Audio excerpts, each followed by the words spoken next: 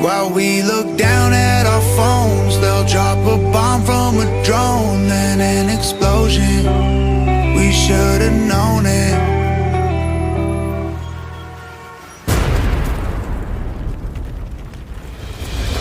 We stood on top of mountains, we've been to space before. We had our dogs and houses, we dug up dinosaurs. We built those bombs are dropping, we fought in all their wars. Now that the sky's falling, what did we do it for?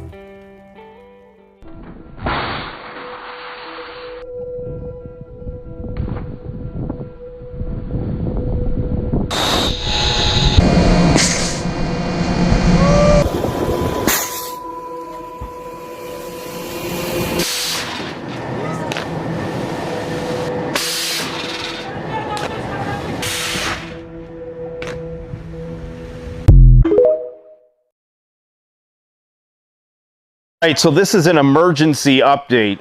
When I first came across this information, I was absolutely astonished, to say the least.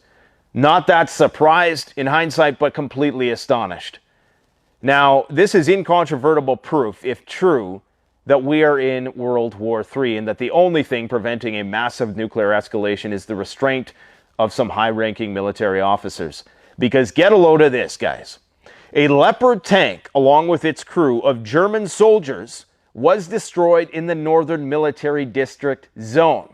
Not mercenaries, but German soldiers. And just wait, stick with me for the duration of this video because there's a lot of other things we need to talk about, but this is one of those things that just makes me wonder how we're all still here to talk about this. Russian intelligence officers have destroyed a German Leopard tank transferred to Ukraine with a crew of Bundeswehr soldiers in the Northern Military District Zone. The officers claim, and I quote, "When we stopped their assault, we moved towards the burnt equipment in the hope of taking the tongue. And when we found that the tank driver was seriously wounded and the rest died, the mechanic, when we woke him up, he saw us and he began shouting, 'Nicht schießen! Nicht schießen!' Translation in German, 'Don't shoot,' the officer told the news agency.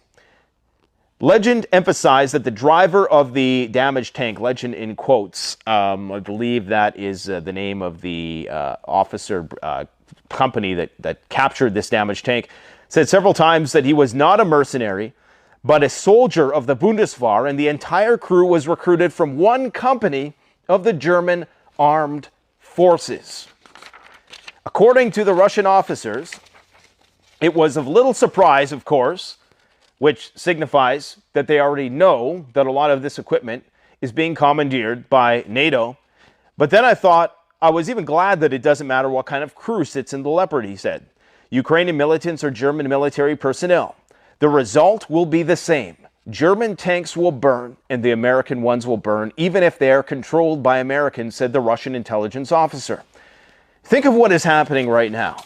You have German tanks utilizing God knows what for ammunition, depleted uranium rounds. I think it was only the Challenger tanks, but the Abrams are going to use depleted uranium rounds that are being piloted by German soldiers, conscripted from the German military, NATO soldiers fighting in territory that Russia deems to be its own, invading Russian territory. Okay? So you have German soldiers in a German tank crossing into Russian territory with a German tank. That's World War III. They haven't called it that yet. I assure you that our fate hangs in the balance right now. It hangs on the restraint and resolve of a handful of Russian military officers that are just waiting for the signal. This is it. It doesn't get more World War III than that. Now, get a load of this next piece of news. You remember how Germany had said that they were going to provide long-range Taurus missiles only when the U.S. says ATACMS. Well, what did the U.S. just commit to in the last 48 hours? They're going to send ATACMS. Well, rumor has it, and this is just an unsubstantiated rumor at this point, but I don't think it's far from the truth. Because Boris Pistorius, that name we all love to say, the German defense minister, indicated that we're not ruling out the sending of Taurus missiles, meaning that they're going to send them. This is all coordinated well ahead of time. They're going to send Taurus missiles. Taurus missiles can target Moscow from Ukraine. We've already heard NATO say that they don't care where Ukraine uses this weaponry. You've got Germans in German tanks fighting on what Russia deems to be its territory. It doesn't get more World War III than that. Things could escalate wildly any minute now. Any minute now.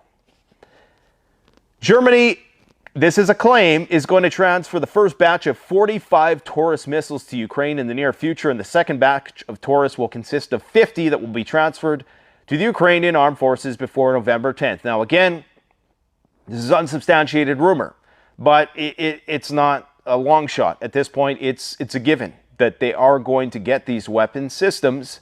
What they do with them and what the Russian response will be is the question. 40 years ago, Russia was the second largest economy and controlled at least half of the world. In 1991, the Soviet Union broke up, the Russian economy collapsed, and Russia was humiliated. With the rise of Putin and oil prices, Russia yet again became a respected country with a powerful military, but the United States humiliated Russia yet again. The U.S. sanctions on Russia are already destroying many Russian industries that depend on Western technology. Russia is massively selling its reserves that it has been accumulating for the last 20 years to keep the country together, and the Russian military is getting exhausted in Ukraine. It will take Russia at least 20 years to go back to its pre-war condition and will never have a chance to compete with the United States. If Putin did go crazy and decided to launch a nuclear missile, it still might not actually happen because... The way that the military is structured in Russia, the commanders have independent jurisdiction over the missile they command. Really? In Russia? In the United States, it's not like that. Really? In the United States, the president says launch, he gives a code, and done. Everybody launches. In Russia, he says launch, and each individual commander has to say launch. Which means that if the CIA were running an intelligence assessment and determined that 99% of commanders would not take the order, that might be all the United States needs to be like, well, let's go in and take out Putin.